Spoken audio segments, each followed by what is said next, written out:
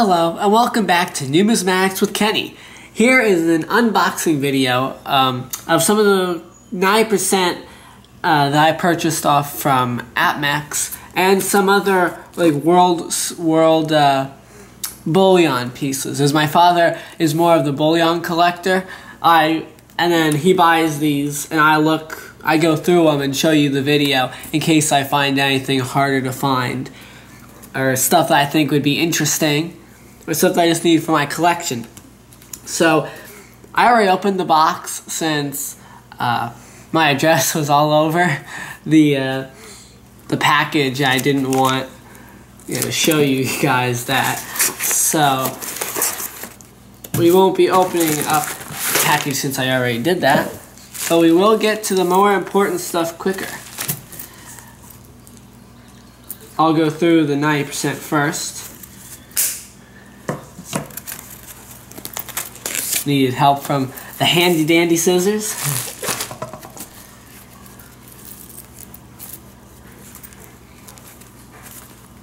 I'm not sure exactly what 90% this is. It's dimes.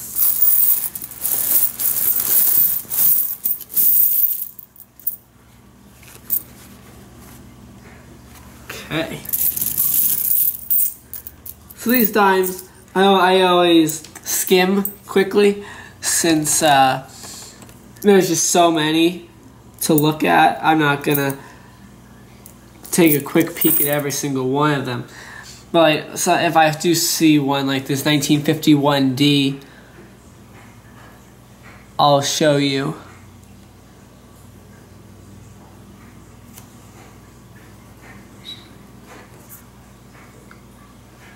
The reverse isn't as nice.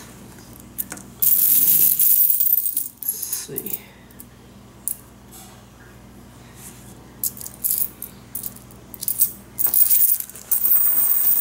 In the middle of all these Roosevelt dimes, they're pretty much all Roosevelt dimes, except for maybe a couple poorly conditioned other pieces. Just found a couple. Here, let me show you them. This is an 1871 dime, and I see a Liberty dime in very bad condition, but it's still interesting. Let's see. One dime goes like this. Can't really make out anything. I'm lucky to see the date. And here's a 1914 Barber dime, which has nice detail, but although it's been cleaned, polished, and damaged. And it has a cruddy reverse. So those are two nice. I mean, they're not Dansco album pieces, but they're definitely neat to find in APMEX. In APMEX order, which is pretty much all Roosevelt dimes. Right now I'm just pulling out the ones that are interesting that really aren't Roosevelt dimes.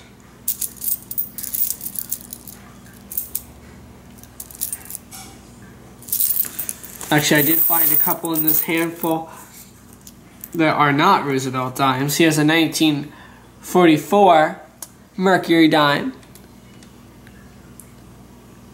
Pretty good condition, although it's an easy to find date. This isn't really worth much more than the silver value. It's just neat to see. Then we also have this 1902 Barber dime in probably poor one condition.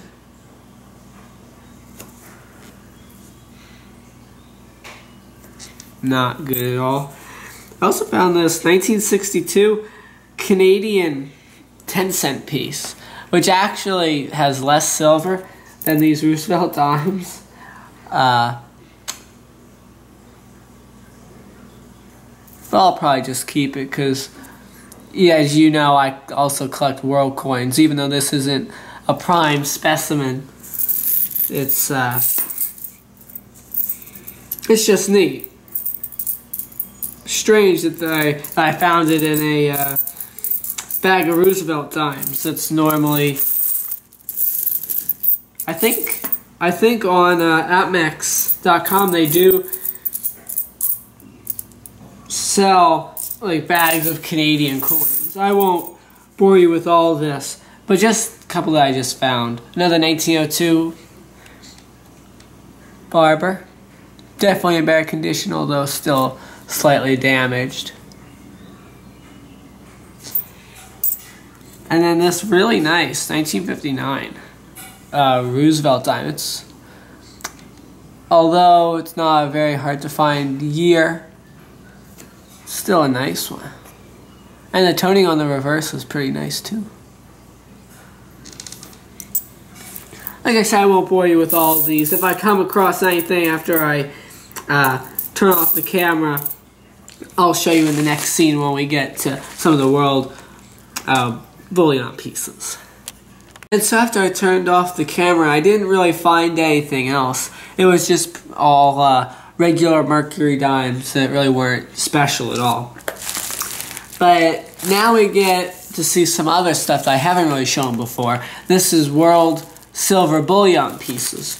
Now I'm not sure exactly, since my father ordered these, I'm not sure like what countries they're from, what designs they are. But whatever they are, they will be interesting, I know. And again, scissors help. Here we go. So they are all in each coin has its own package. Got some APMEX post-it notes. And then just some flyers and papers and things. So these are very neat. We first have a 2017 Tokelau $5 1-ounce silver piece with a barracuda on it. I'm actually not familiar with this piece, but it's a really neat one. I like it a lot. The obverse is so strange because it's not just Queen Elizabeth's head, it's also, I guess, Tokelau's mark. I don't know I forgot what it would be called. We have a 2017 Cook Islands $1 silver ounce piece.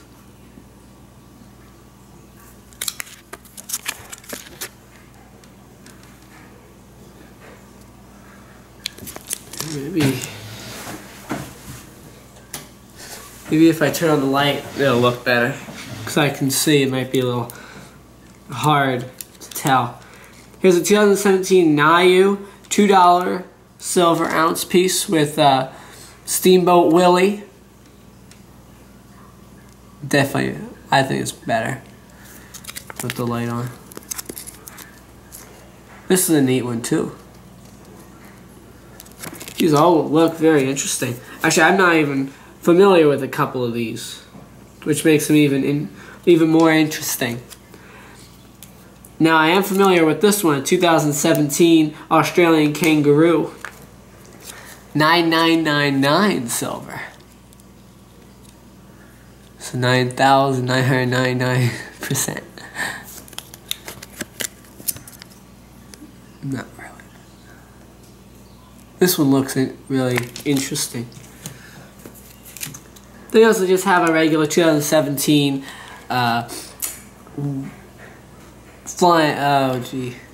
Silver Eagle, that's it.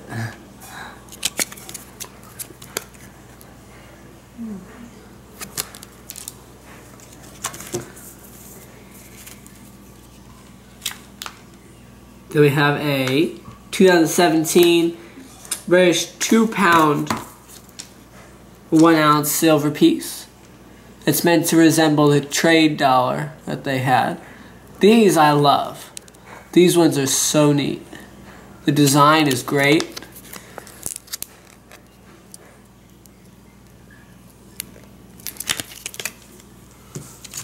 That's a really nice one. We also have a 2017 Nayu $2 piece. Year of the Rooster. Cock-a-doodle-doo.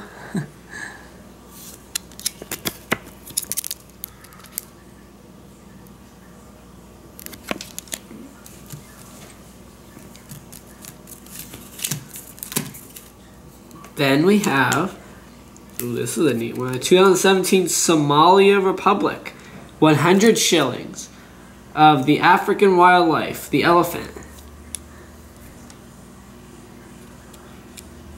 This one's really neat.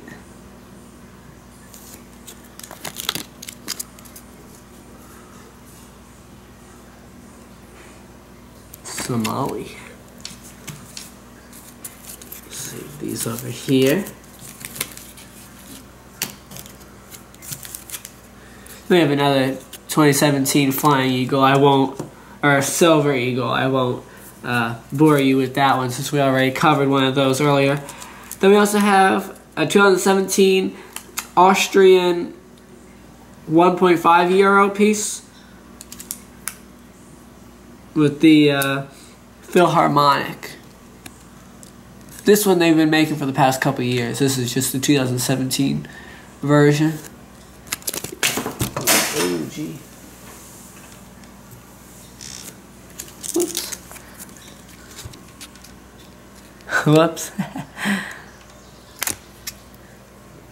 Luckily, the coin was in this protective holder and it wasn't damaged. It's a close one. Then we also have we have a 2017 Australian koala.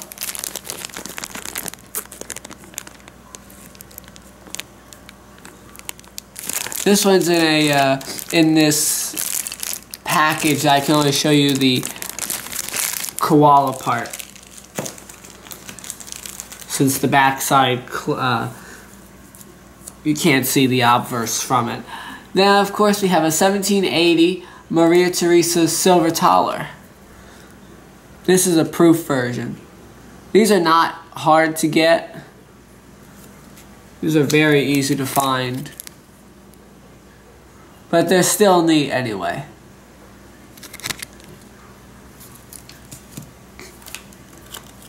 And finally, for the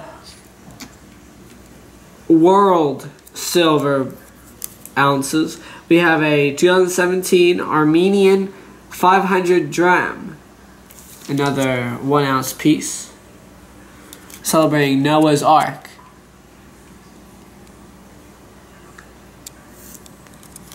This one's, I like this obverse, or is this the reverse? This design, I'll say. So now, I don't know if you saw me put these coins to the side just a couple minutes ago while I was describing these ones up here. But these are Morgan silver dollars that I guess APMEX saw as not scrap metal content. Of course, there's always some collector value, but these are a little bit better than the ones that you would find at a little bit over melt. These are slightly above the price that's above melt. So here's an 1896 Morgan dollar. I don't know if that made any sense, but sorry if I confused you. We have another 1896 in a little worse condition.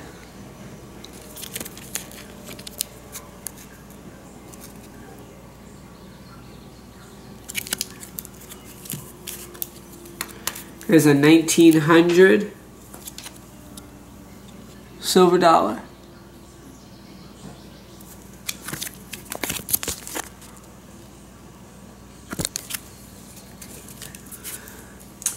Another 1900 Morgan. The sticker on top blocks the view of all Lady Liberty, but you can see the bottom part. And then we have an 1890 Morgan silver dollar. That doesn't really look that good, but we didn't purchase it for much. Well, thank you for viewing this video.